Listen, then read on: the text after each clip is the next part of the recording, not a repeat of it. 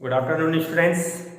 आज की हमारी क्लास में हम लेंस और लेंस के प्रकार, गोलीय पृष्ठ द्वारा अपवर्तन, इन तीन टॉपिकों के बारे में डिस्कस करेंगे। तो स्टूडेंट्स, सबसे पहले लेंस क्या है? स्टूडेंट्स, लेंस दो पारदर्शी माध्यम से घिरा हुआ एक पृष्ठ होता है जिसमें दोनों पृष्ठ या तो वक्रीय या एक पृष्ठ वक्रीय और दूसरी समतल होती है से बना निकाय लेंस कहलाता है। स्टूडेंट्स, कई बार माध्यमिक शिक्षा बोर्ड एग्जाम की प्रायोगिक परीक्षा में पूछा जाता है कि लेंस और दर्पण में क्या अंतर है। तो स्टूडेंट्स, एक चीज का ध्यान दीजिएगा कि लेंस और दर्पण में काफी अंतर देखने को मिलते हैं, जिसमें सबसे पहला अंतर है कि लेंस पारदर्शी होते हैं जबकि दर्पण अपारदर्शी होते हैं। नंबर 2 के रूप में अपन कहते हैं कि लेंस में दो वक्र पृष्ठ होते हैं जिसमें एक पृष्ठ वक्रीय और दूसरा समतल, ठीक है, या दोनों पृष्ठ वक्रीय लिए जा सकते हैं, जबकि दर्पण में स्टूडेंट्स एक ही वक्र पृष्ठ होता है जिसको हम परावर्तक तल के नाम से जानते हैं। तीसरा महत्वपूर्ण अंतर है, सबसे इंपॉर्टेंट अंतर के रूप में स्टूडेंट्स, जो लेंस होता है, इन लेंस का निर्माण, इनकी बनाने की प्रक्रिया और इनका रखरखाव काफी कठिन, काफी जटिल होता है, जबकि दर्पण का रखरखाव, उसका निर्माण अत्यंत सरल होता है। तो इस तरह से तीन अंतर मैंने आपको बताया है, मोस्टली को याद रखिएगा और भी आगे मैं इसको दोहराते रहूंगा। तो सबसे पहले दोबारा से जो स्टूडेंट्स लेट जुड़े हैं उनको मैं लेंस की परिभाषा दोबारा बोलता हूं। लेंस दो पारदर्शी पृष्ठों से बना एक निकाय है जिसमें दोनों पृष्ठ वक्रीय या एक पृष्ठ वक्रीय और दूसरा समतल होता है से बना निकाय लेंस कहलाता है। स्टूडेंट्स, लेंस दो प्रकार के होते हैं जिसको हम उत्तल लेंस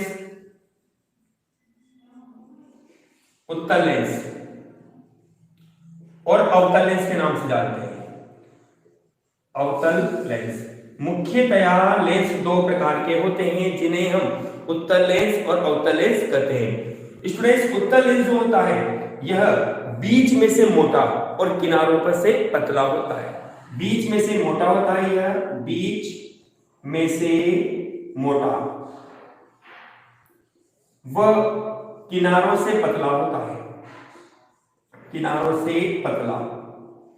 जबकि अवतल लेंस स्टूडेंट जो होता है यह अपने पास बीच में से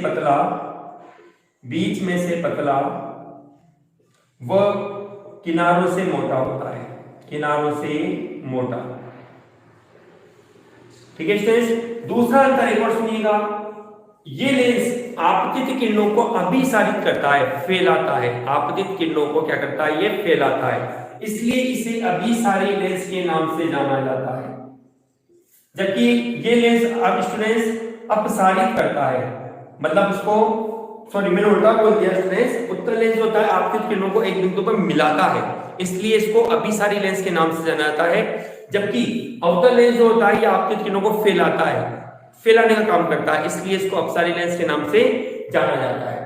तीसरी अंतर स्टूडेंट्स सुनिएगा ध्यान से, इस लेंस की बनावट, यह लेंस सामान्यतया हम इस तरह से दर्शाते हैं न्यूमेरिकली और प्रैक्टिकली वेन्यू में, और अवतल लेंस को हम स्टूडेंट्स इस तरह से दर्शाते हैं। ये अपने पास होता है अवतल लेंस, इस तरह से। अपने सिलेबस में स्टूडेंट्स उत्तल लेंस है, जिसको मैंने आपको कहा है कि उत्तल लेंस एक अभिसारी लेंस के नाम से जाना जाता है क्योंकि ये आपतित किरणों को अभिसारित करता है, मिलाता है, इसलिए इसको अभिसारी लेंस के नाम से जाना जाता है। जबकि अवतल लेंस अपसारी आपतित किरणों को फैलाता है, इसलिए इसको अपसारी लेंस के नाम से जाना जाता है। ये लेंस बीच में से मोटे होते हैं और किनारों से पतले होते हैं, जबकि अवतल लेंस बीच में से पतले और किनारों से मोटे होते हैं, ठीक है स्टूडेंट्स। तीसरा चौथा अंतर सुनिएगा, उत्तल लेंस की जो फोकस दूरी होती है वो हमेशा पॉजिटिव बनती है, जबकि अवतल लेंस की फोकस दूरी हमेशा आपको नेगेटिव प्राप्त होती है, ठीक है स्टूडेंट्स। एक और चीज सुनिएगा, एक चीज और सुनिएगा ध्यान से, कि उत्तल लेंस के द्वारा जो प्रतिबिंब बनता है वह सदैव वास्तविक होगा, केवल एक स्थिति को छोड़कर। और स्थिति कौन सी है? जब वस्तु को उत्तल लेंस के फोकस और प्रकाश केंद्र के मध्य रखा जाता है तो प्रतिबिंब आपके पास आभासी सीधा और आवर्धित बनेगा। इसके अलावा जितनी भी स्थितियां हैं सभी में प्रतिबिंब वास्तविक प्राप्त होता है। ओके स्टूडेंट्स, याद रखिएगा उत्तल लेंस के लिए जो भी प्रतिबिंब बनेगा वो केवल एक स्थिति को छोड़कर वो वास्तविक होगा। ठीक है, बहुत कंडीशन पे डिपेंड करता है प्रतिबिंब का। वास्तविक है तो उल्टा तो बनेगा ही बनेगा। ठीक है, वास्तविक है तो उल्टा तो बनेगा। ठीक, लेकिन एक स्थिति ऐसी है जब प्रतिबिंब आभासी सीधा बनेगा और वह स्थिति है जब वस्तु को उत्तल लेंस के फोकस और प्रकाश केंद्र के मध्य रखा जाता है तो बनने वाला प्रतिबिंब आभासी और सीधा होगा। अपने कोर्स में स्टूडेंट्स, मैं रिपीट कर रहा हूं दोबारा से, अपने कोर्स में उत्तल लेंस है। ठीक है, इस लेंस को उभयो उत्तल लेंस के नाम से भी जाना जाता है। उभयो उत्तल, इसको उभयो उत्तल कहने का रीजन कब होगा? जब इसकी दोनों पृष्ठ वक्रीय हो। ये जैसे कि मैंने बनाया है आपको चित्र में, ये दोनों पृष्ठ यदि स्टूडेंट्स वक्रीय है तो आप इस लेंस को उभयो उत्तल लेंस कह सकते हैं।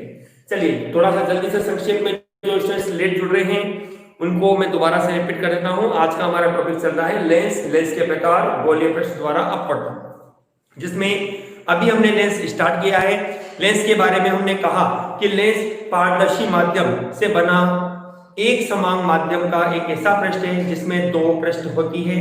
दोनों पृष्ठ या तो वक्रीय या एक पृष्ठ वक्रीय और दूसरी समतल होती है। ठीक है, मैंने आपको अंतर बताया लेंस में और दर्पण में। स्टूडेंट्स ध्यान रखना, ये सवाल एक प्रायोगिक दृष्टि से भी इंपॉर्टेंट होता है क्योंकि प्रैक्टिकल एग्जाम में आपसे पूछा भी जाएगा। और दूसरी बात यह, एक जनरल नॉलेज के लिए आपको ये पता भी होना चाहिए कि लेंस और दर्पण दोनों में मुख्य अंतर क्या होता है।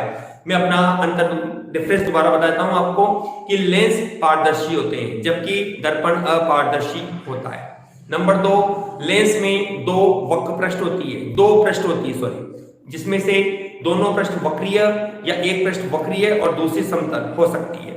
दर्पण में केवल एक ही पृष्ठ होती है और वह भी अपारदर्शी होती है और इसको हम परावर्तक सतह के नाम से जानते हैं।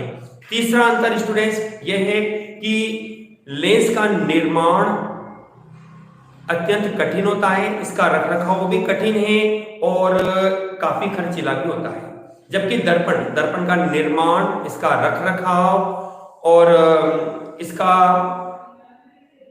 इसकी प्रक्रिया काफी अत्यंत सरल होती है। ठीक है, इसलिए लेंस की तुलना में दर्पण अधिक उपयोगी बनता है। एक और अंतर मैं आपको बताने जा रहा था कि लेंस के द्वारा, जो बड़े लेंस होते हैं उनके द्वारा जो प्रतिबिंब बनता है उसमें वर्ण विफतन, वर्ड पे लिखता हूं मैं, वर्ण विफतन और गोलीय विफतन का दोष पाया जाता है। गोलीय विफतन किसके द्वारा? लेंस के द्वारा। लेंस के द्वारा जो बने प्रतिबिंब होते हैं उनमें वर्ण विफतन और गोलीय विफतन देखा होगा स्टूडेंट्स आपने। वर्ण विफतन का मतलब होता है कलर का फैलना। कई बार जैसे हम टीवी देखते रहते हैं तो एकदम से जो पिक्चर होती है उसमें कलर का फैलना, इसी तरह से जो लेंस के द्वारा हम प्रतिबिंब का निर्माण करते हैं, यदि उस वस्तु का कलर फैलता हुआ दिखाई देता है आपको तो ऐसे दोष को हम कहते हैं वर्ण विफतन। गोलीय विफतन का मतलब होता है कि कोई बड़ी सी वस्तु है और वह सीधी न दिखाकर आपको वक्रीय दिखाता है, तो ऐसे दोष को अपन कहते हैं गोलीय विफतन। ये दोष स्टूडेंट्स हमारे को लेंस में पाए जाते हैं, जबकि दर्पण में इस तरह के दोष उपस्थित नहीं होते। हमने पढ़ा उत्तल लेंस और अवतल लेंस। हमने कहा लेंस दो प्रकार के होते हैं जिन्हें हम अवतल लेंस और उत्तल लेंस के नाम से जानते हैं। उत्तल लेंस बीच में से मोटे, किनारों से पतले, जबकि अवतल लेंस बीच में से पतले होते हैं और किनारों से मोटे होते हैं। नंबर 2, उत्तल लेंस होता है, आपतित किरणों को एक बिंदु पर मिलाने का प्रयत्न करता है, मिलाता है, इसलिए इसको अभिसारी लेंस के नाम से जाना जाता है। जबकि अवतल लेंस क्या करता है? आपतित किरणों को फैलाता है, इसलिए इसको अपसारी लेंस के नाम से जाना जाता है। ठीक है, चित्र के रूप में अपन ने कहा कि ये लेंस बीच में से तो मोटा है और किनारों से पतला बनता है, और अवतल लेंस के चित्र के रूप में अपन ने कहा कि ये बीच में से पतला होगा और किनारों से मोटा होगा। चौथा अंतर हमने कहा कि लेंस में, उत्तल लेंस की जो फोकस दूरी होती है वह धनात्मक होती है, पॉजिटिव होती है, जबकि अवतल लेंस की फोकस दूरी हमें ऋणात्मक प्राप्त होती है। ओके स्टूडेंट्स, ये तो हमारा टॉपिक था लेंस। अब मैं स्टूडेंट्स आपको गोलीय पृष्ठ द्वारा अपवर्तन कैसे ज्ञात करेंगे उसके बारे में अपन देखते हैं।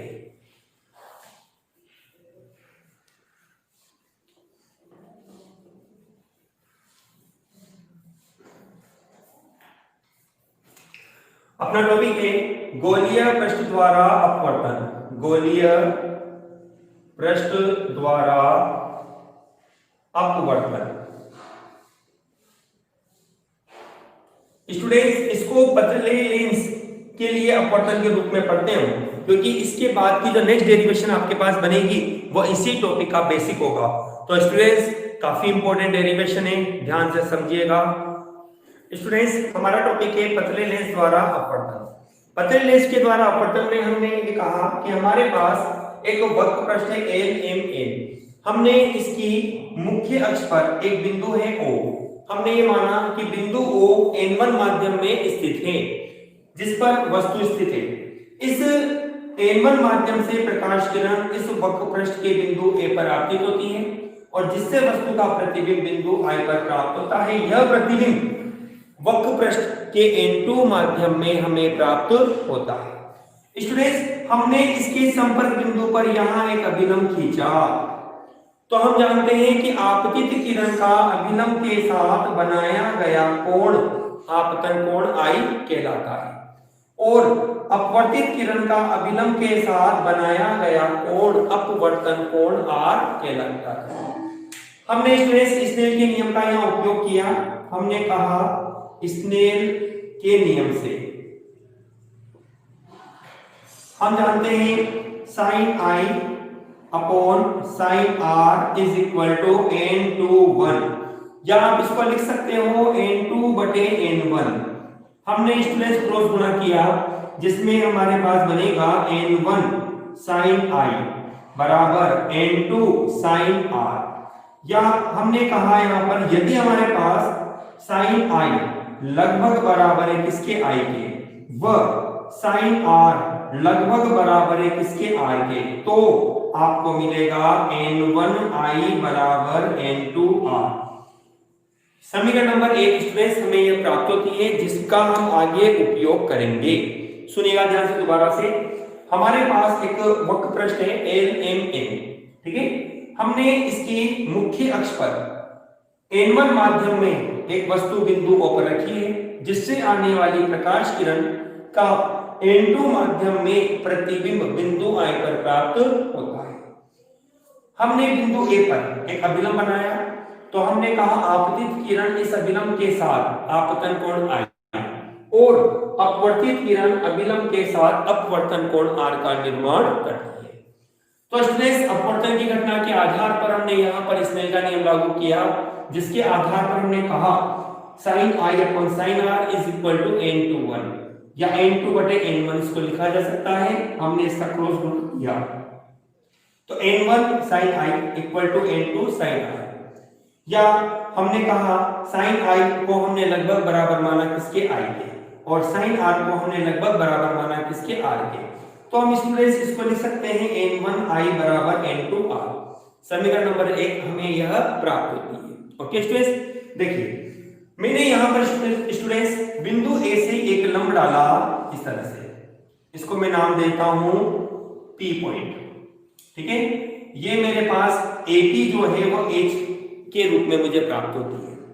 मैंने कहा कि ये एंगल मेरे पास अल्फा है और ये एंगल मेरे पास बीटा, और इस एंगल को मैं मान लेता हूं फाइ।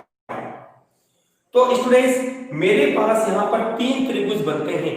ओके चलिए, तो पहले तो हम इस चित्र की सहायता से क्या स्टूडेंट्स I और R का एक रिलेशन निकालना चाहते हैं। कैसे, सुनिएगा। मैंने चित्र के यहाँ लिख देता हूं। I के आधार पर हम जानते हैं कि किसी त्रिभुज का जो बहिष्ठ कोण होता है आंतरिक सम्मुख कोणों के योग के बराबर होता है। तो हमने कहा कि I चित्र से अपने पास बनेगा I बराबर होगा, इसका सम्मुख कोण बनता है फाई और अल्फा, फाई प्लस अल्फा, ठीक है। वह R plus beta, R plus beta बराबर बनता है फाई। आपको मान निकालना है R का, तो R बराबर बनेगा फाई माइनस बीटा।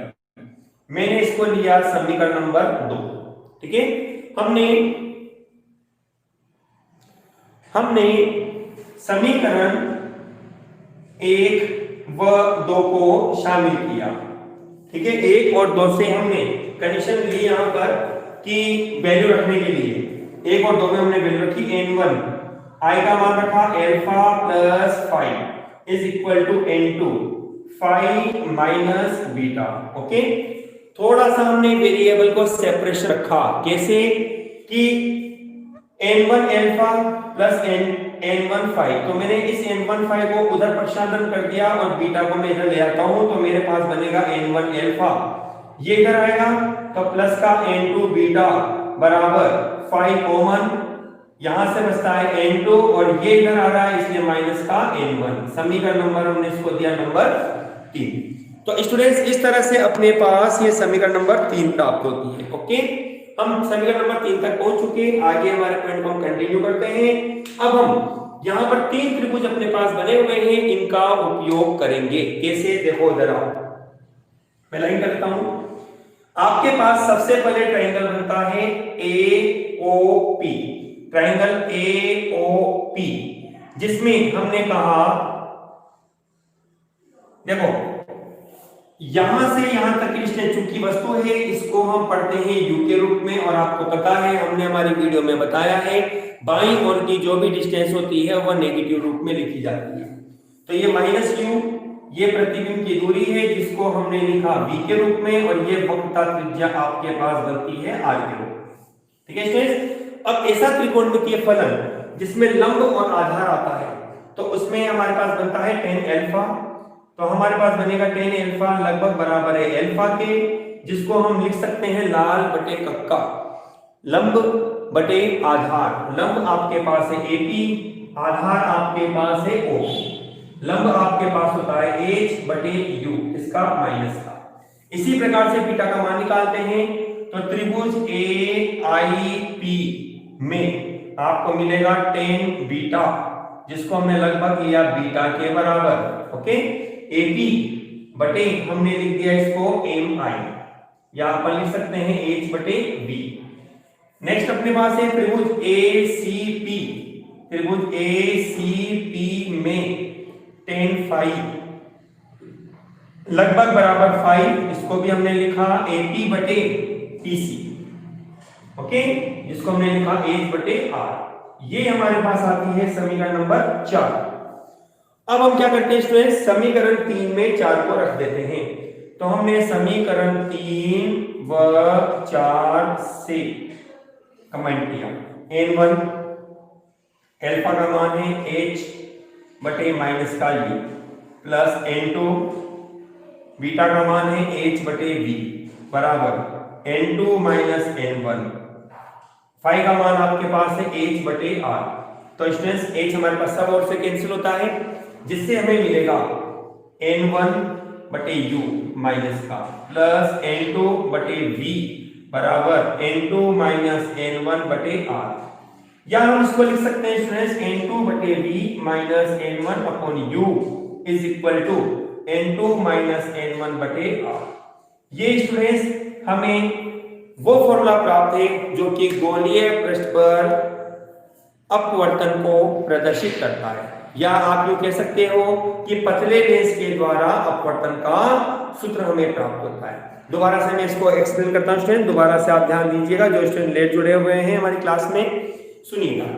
मैंने ये कहा कि हमारे पास LMN एक गोलीय वक्र पृष्ठ है जिसका अपवर्तनांक n2 है।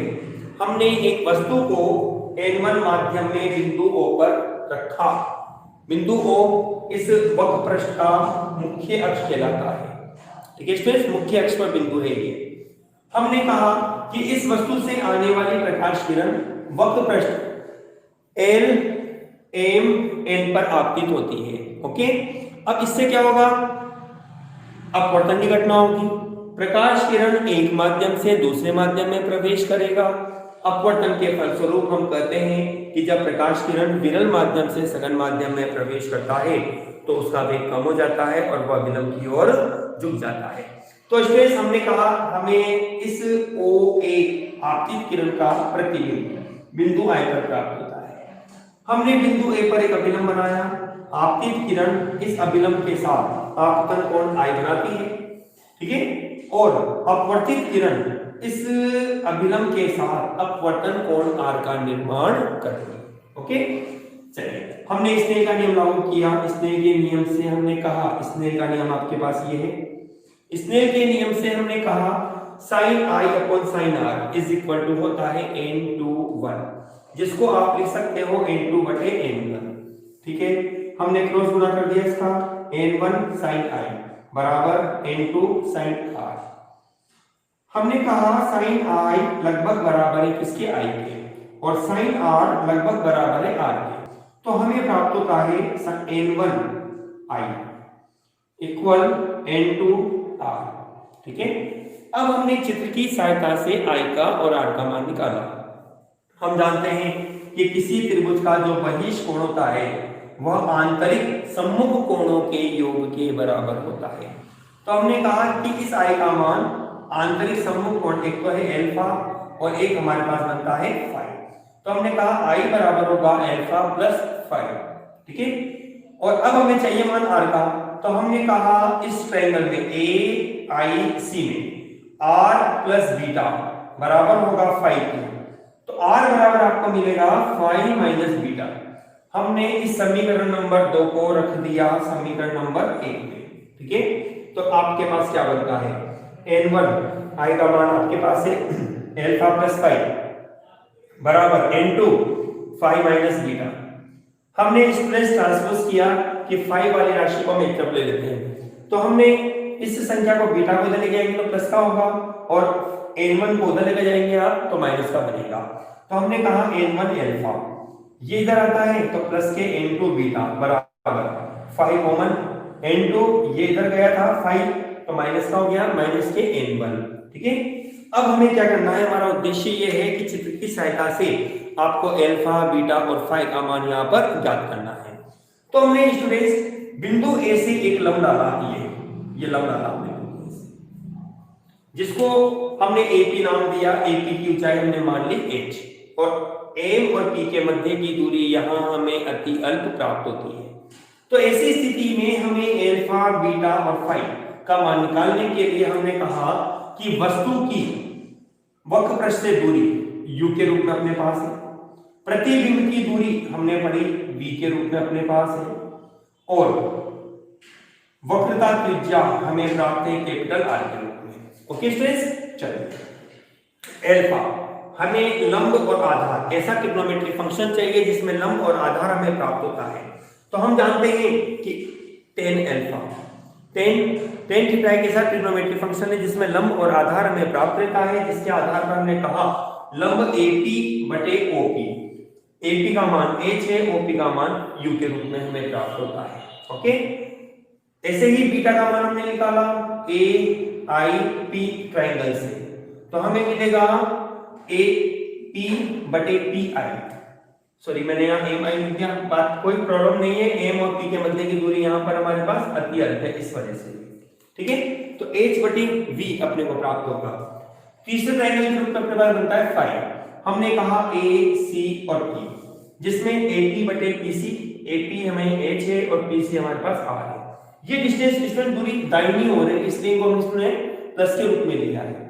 इन वैल्यू को हमने रखा समीकरण नंबर 3 में, तो हमें प्राप्त होगा n1 h बटे माइनस के u प्लस n2 h बटे v बराबर n2 माइनस n1 h बटे r, h कैंसिल हो जाएगा, आपको मिलेगा n1 बटे u माइनस का प्लस n2 बटे v बराबर n2 माइनस n1 और बटे r। यहाँ पर इसको लिख सकते हैं सिस्टमेटिक ढंग से n2 बटे v माइनस n1 बटे u is equal to n2 minus n1 बटे r। तो स्टूडेंट्स इस तरह से हमने इस वीडियो में गोलीय पृष्ठ द्वारा अपवर्तन के सूत्र को हमने ज्ञात किया और पढ़ा। इसके पहले वाली वीडियो स्टूडेंट्स लाइव क्लास में 2 वीडियो मैंने इमरजेंसी में दोबारा से इसको रिसफल किया, लेकिन इसके पहले लाइव क्लास मेरी 3 बजे स्टार्ट हो चुकी थी, लेकिन नेटवर्क प्रॉब्लम की वजह से जो टॉपिक मैंने शुरुआत में बताया वो टॉपिक इसमें से मिस हो गया है। तो मैं स्टूडेंट्स जो शुरुआत में मैंने उस वीडियो में बताया उस चीज को मैं दोबारा से यहाँ रिपीट कर देता हूँ। जो स्टूडेंट्स लेट जुड़ रहे हैं वो दोबारा से इस वीडियो को फॉलो करके अपने नॉलेज को आप अपनी इच्छानुसार ग्रोथ बना सकते हैं। चलिए, मैंने लेसन की शुरुआत में स्टूडेंट्स अपनी वीडियो में बताया था लेंस क्या होता है। लेंस से रिलेटेड स्टूडेंट्स मेरे पास जो टॉपिक है लेंस में, मैं आपको लेंस के बारे में बोल रहा हूँ कि लेंस पारदर्शी माध्यम, दो समान पारदर्शी माध्यम से घिरा हुआ एक पृष्ठ होता है जिसकी दोनों पृष्ठ वक्रीय या एक पृष्ठ वक्रीय और एक पृष्ठ समतल होती है, लेंस कहलाता है। लेंस स्टूडेंट्स सामान्यतया दो प्रकार के बनते हैं जिन्हें हम उत्तल लेंस और अवतल लेंस के नाम से जानते हैं। मैं दोबारा से बोर्ड पे आता हूं।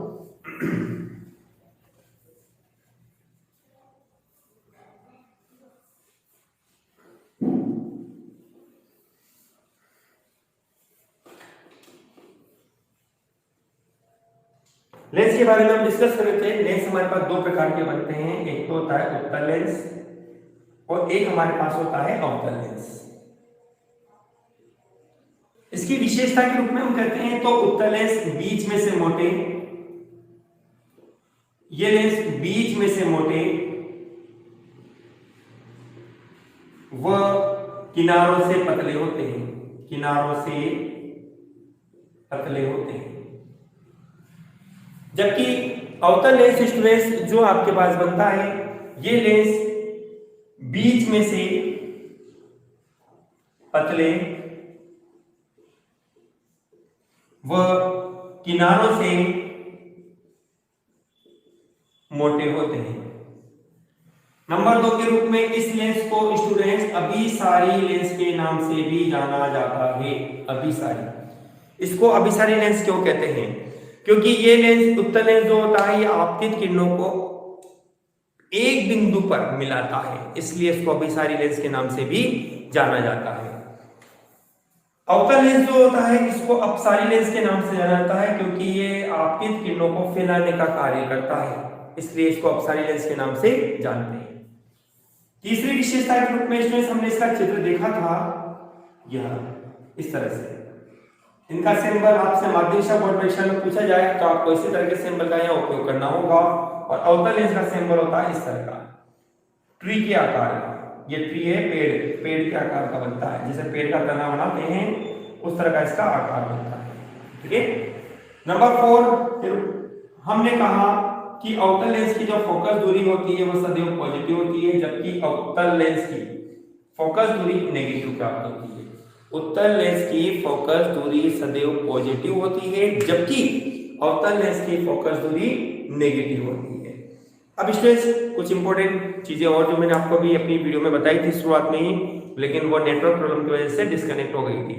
मैंने आपको सबसे पहला सबसे महत्वपूर्ण अंतर बताया था लेंस और दर्पण में अंतर, जो कि एक परिभाषा के रूप में बनता है कि लेंस दो पारदर्शी माध्यम से बना हुआ एक वक्र पृष्ठ होता है, जबकि दर्पण अपारदर्शी माध्यम से बना हुआ वक्र पृष्ठ होता है। जिसमें हम कहते हैं कि लेंस में दो वक्र पृष्ठ होती हैं, जिसमें दोनों पृष्ठ वक्रीय या एक पृष्ठ वक्रीय और एक समतल का उपयोग किया जा सकता है। जबकि दर्पण जो होता है, दर्पण में केवल एक ही पृष्ठ होती है जिसे हम परावर्तक सतह के नाम से जानते हैं। अगली विशेषता के रूप में अपन कहते हैं कि लेंस का निर्माण और निर्माण जो होता है अत्यंत जटिल होता है, काफी खर्चीला भी होता है और इसको रखना काफी जटिल भी होता है, कठिन भी होता है। जबकि दर्पण का निर्माण सरल होता है, कम खर्चीला होता है और इसे आसानी से सुगमता से रखा जा सकता है। अगली विशेषता के रूप में अपन कहते हैं कि लेंस बड़े लेंस जो होते हैं अपेक्षाकृत उनके द्वारा जो प्रतिबिंब बनता है उस प्रतिबिंब में वर्ण विवर्तन, गोलीय विवर्तन का दोष होता है। जैसा मैंने आपको बोला था क्या होता है ये वर्ण विवर्तन का मतलब होता है वर्ण मतलब रंग, रंगों का फैलना। कोई चित्र आपको दिखाई दे रहा है और उसके साइड में चारों ओर आपको कलर बिखरे हुए दिखते हैं तो इसको हम कहते हैं वर्ण विवर्तन। जैसे कोई पिक्चर टीवी में जब कलर वगैरह हम कोई फोटो वगैरह देखते हैं तो उस दौरान उसके साइड में चारों कलर का आना वो भी एक वर्ण विवर्तन का दोष बनता है हमारे पास। जनरली अपन कहते हैं पिक्चर ट्यूब की स्टेट होती है ये। तो ऐसे ही लेंस जो होता है, लेंस में भी जो प्रतिबिंब बने होते हैं उसमें भी वर्ण विवर्तन का दोष पाया जाता है। गोलीय विपतन का मतलब होता है कि कोई सीधी वस्तु का वक्री रूप दिखाई देना, टेढ़ा दिखाई देना, वो गोलीय विपतन कहलाता है। तो हमने इस चीज को देखा है कि लेंस और दर्पण दोनों में अंतर क्या होता है। ठीक है स्टूडेंट्स, मैंने आपको बोला भी है कि हमारे कोर्स में लेंस में उत्तल लेंस है। उत्तल लेंस की विशेषता के रूप में हम कहते हैं कि इसके द्वारा जो प्रतिबिंब बनता है वो वास्तविक होगा। वास्तविक है तो प्रतिबिंब उल्टा अवश्य बनेगा, लेकिन केवल एक स्थिति को छोड़कर। आप एक स्थिति को छोड़ दीजिए, बाकी सब स्थितियों पर इसका प्रतिबिंब वास्तविक ही बनेगा। और वो स्थिति आपके पास बनती है कि जब वस्तु को फोकस और प्रकाश केंद्र के मध्य रखा जाता है तो उत्तल लेंस के लिए यह प्रतिबिंब आभासी, सीधा और आवर्धित बनेगा। बाकी अन्य स्थितियों के लिए प्रतिबिंब वास्तविक, अवास्तविक है तो उल्टा तो जरूर बनेगा ही सही। इस तरह से हम अन्य स्थितियों का यहाँ पर निर्धारण कर सकते हैं। उत्तल लेंस के द्वारा जो भी प्रतिबिंब बनेगा वो आभासी या काल्पनिक होता है।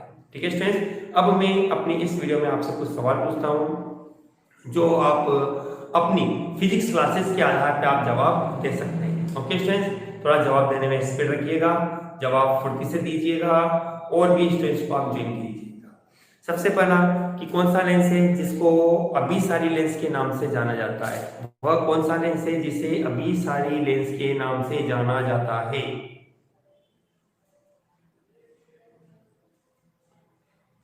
वेरी गुड, उत्तल लेंस। वेरी गुड, उत्तल लेंस। वेरी गुड स्टूडेंट्स, उत्तल लेंस है जिसको अभिसारी लेंस के नाम से भी जाना जाता है। स्टूडेंट्स, वह कौन सा लेंस है जिसकी फोकस दूरी पॉजिटिव होती है? वह कौन सा लेंस है जिसकी फोकस दूरी पॉजिटिव होती है? वेरी गुड, थोड़ा फास्ट जवाब। वह कौन सा लेंस है जिसकी फोकस दूरी पॉजिटिव होती है? Very good. चलिए अगला सवाल स्टूडेंट्स मेरे पास है कि अपवर्तनांक का मात्रक क्या है? अपवर्तनांक का मात्रक क्या है?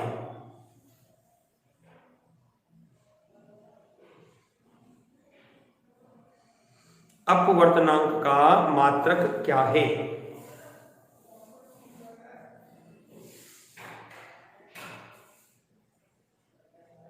वेरी गुड, अभी तक केवल एक स्टूडेंट ने जवाब दिया है। वेरी गुड, अब जवाब एकदम से आने लगे हैं।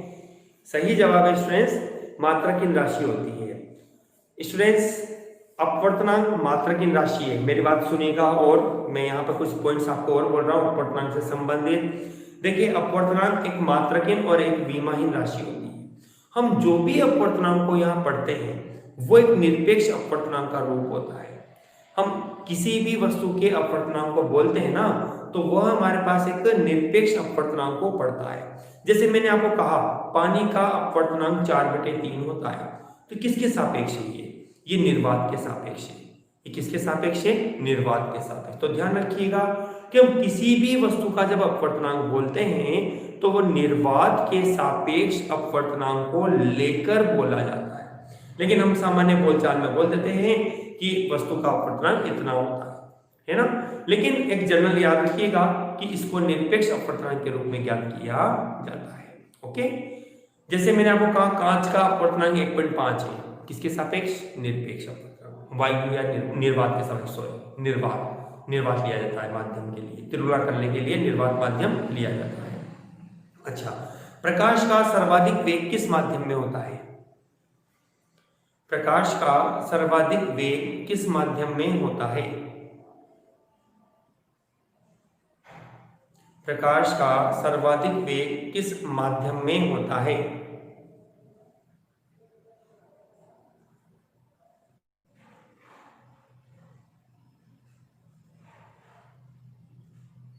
वेरी गुड, माध्यम निर्वात में।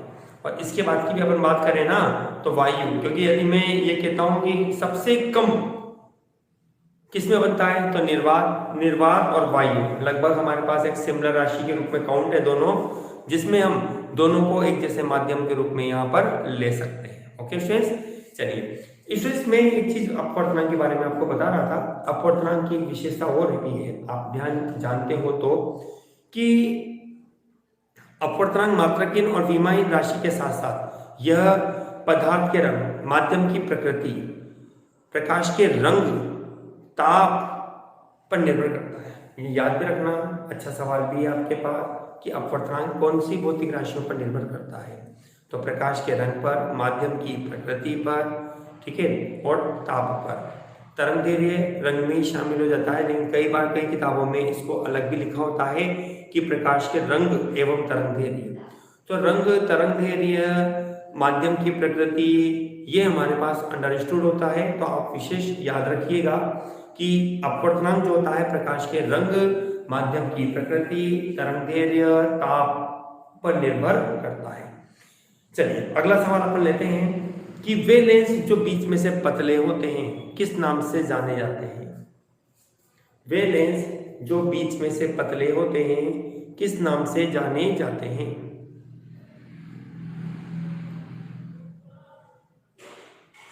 Very good. ऐसे लेंसों को अवतल लेंस के नाम से स्टूडेंट्स जाना जाता है। ऐसे लेंस को अवतल लेंस के नाम से जाना जाता है। ठीक है स्टूडेंट्स। चलिए अगला सवाल हमारे पास है कि लेंस में कितने पृष्ठ होते हैं। लेंस में कितने पृष्ठ होते हैं।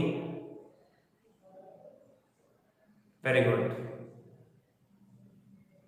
लेंस में दो पृष्ठ होते हैं जिन्हें हम दोनों वक्रीय पृष्ठ या एक पृष्ठ वक्रीय और दूसरा पृष्ठ समतल के रूप में हम ले सकते हैं। ठीक है स्टूडेंट। चलिए यदि मैं एक प्रकाश किरण को विरल माध्यम से सघन माध्यम में प्रवेश करता हूं तो उसका वेग, उसके वेग पर क्या प्रभाव पड़ेगा। विरल माध्यम से सघन माध्यम में प्रवेश करता हूं तो उसके वेग पर क्या प्रभाव पड़ेगा।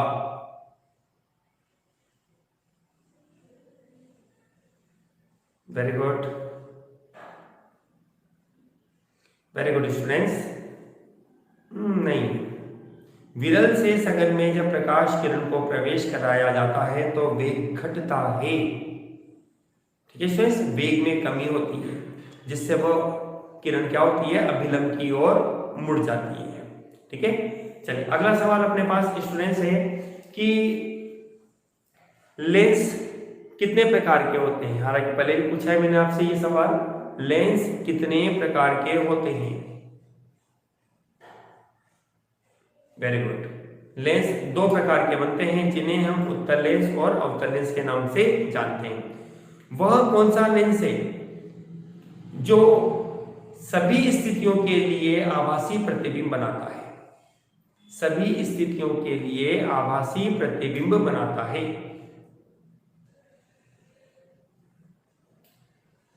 सभी प्रतिबिंब के लिए आभासी, सभी वस्तुओं के लिए, सभी स्थितियों के लिए आभासी प्रतिबिंब बनाता है। वेरी गुड स्टूडेंट्स, अवतल लेंस। आंसर है आपका अवतल लेंस। अवतल लेंस एक ऐसी स्थिति आपके पास बनाता है जिस पर आप सभी वस्तुओं के लिए, सभी स्थितियों के लिए, चाहे वो वस्तु को आपने एफ पर रखा हो, 2f पर रखा, f और 2f के मध्य रखा या अनंत पे रखा या कहीं पर भी आपने फोकस पे रखा, तो ऐसी स्थिति में उसका प्रतिबिंब आपको आभासी रूप में ही प्राप्त होगा। ऐसा कौन सी स्थिति है जिसके लिए उत्तल लेंस आभासी प्रतिबिंब बनाता है। ऐसी कौन सी स्थिति है जिसके लिए उत्तल लेंस आभासी प्रतिबिंब बनाता है।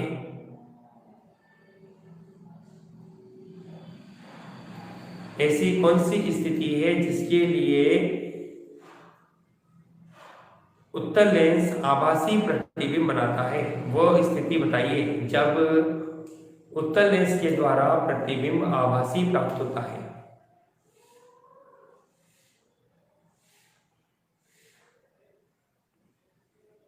वह स्थिति बताइए जिसके लिए प्रतिबिंब आभासी प्राप्त होता है। Very good. जब वस्तु को फोकस तथा प्रकाश केंद्र के मध्य रखा जाता है। वेरी गुड स्टूडेंट्स, जब वस्तु को फोकस किसके, उत्तल लेंस के फोकस और प्रकाश केंद्र के मध्य रखा जाता है तो जो प्रतिबिंब आपको प्राप्त होगा वो आभासी होगा, सीधा होगा और आवर्धित होगा। आभासी, सीधा। यदि आपके पास है ऐसे यूनिक लेंसों के लिए यूनिक स्थिति आपके पास होनी चाहिए तो हमेशा प्रतिबिंब आवर्धित आपको प्राप्त होता है, काफी बड़ा बनता है, वस्तु से काफी अत्यधिक गुना बनता है। Okay students. चलिए अगला और आखिरी सवाल हमारे पास है स्टूडेंट्स कि अपवर्तन और परावर्तन मैं ही एक्सप्लेन कर देता हूँ, क्योंकि आप इतना बड़ा जवाब टाइप नहीं कर पाएंगे। अपवर्तन और परावर्तन दोनों में मुख्य अंतर क्या होता है? तो स्टूडेंट्स परावर्तन में होता है कि प्रकाश किरण सतह से टकराकर पुनः उसी माध्यम में प्रवेश कर जाती है, जबकि अपवर्तन में प्रकाश किरण का एक माध्यम से दूसरे भाग में प्रवेश होता है। ठीक है स्टूडेंट्स, एक भाग से दूसरे भाग में प्रवेश होता है। अगला मैं इसी में एक अंतर और आपको बताता हूं कि जो परावर्तन होता है, परावर्तन में आपके पास आपतित किरण की तीव्रता में परिवर्तन होता है परावर्तन के बाद। ठीक है ना, मतलब जब प्रकाश किरण सतह से टकराने के बाद जो परावर्तित किरण होगी उसकी तीव्रता परिवर्तित होगी।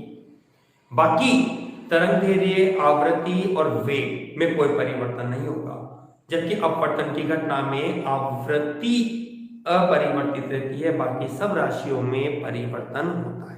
ओके स्टूडेंट्स, मैं आपसे कुछ बात यहाँ पर और करना चाहता हूँ, जिसमें मैं आपको बोलना चाहता हूँ कि अपने माध्यमिक शिक्षा बोर्ड के सिलेबस के अनुसार यदि आप देखते हो तो उसने अपने को केवल अपने इस सिलेबस में लेंस का टॉपिक डाल रखा है। ठीक है, लेकिन स्टूडेंट्स आप खुद अंडरस्टूड है, खुद समझदार है, इसके लिए भी आप सिलेबस को रीड करेंगे तो आप देखेंगे कि कुछ ऐसे पॉइंट्स भी है परावर्तन में और अपवर्तन में जिसके आधार के बिना आप लेंस को कंप्लीट नहीं कर सकते।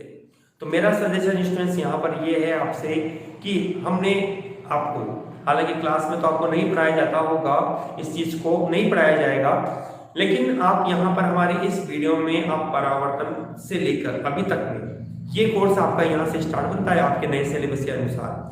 तो मैं आपसे सजेशन देता हूँ आपको कि आपको जितनी वीडियो मैंने बनाकर डाल रखी है उनको भी आप एक बार बार देखते रहे, तो उससे आपका बेसिक कॉन्सेप्ट क्लियर होगा और आपको ये डेरिवेशन काफी इजी लगेगी, समझ में भी आपको आएंगी, कुछ नियमों की जानकारी आपको मिलेगी, कुछ शॉर्ट क्वेश्चन जो है वो भी आपके तैयार होंगे। ठीक है students, thank you students, bye, good luck.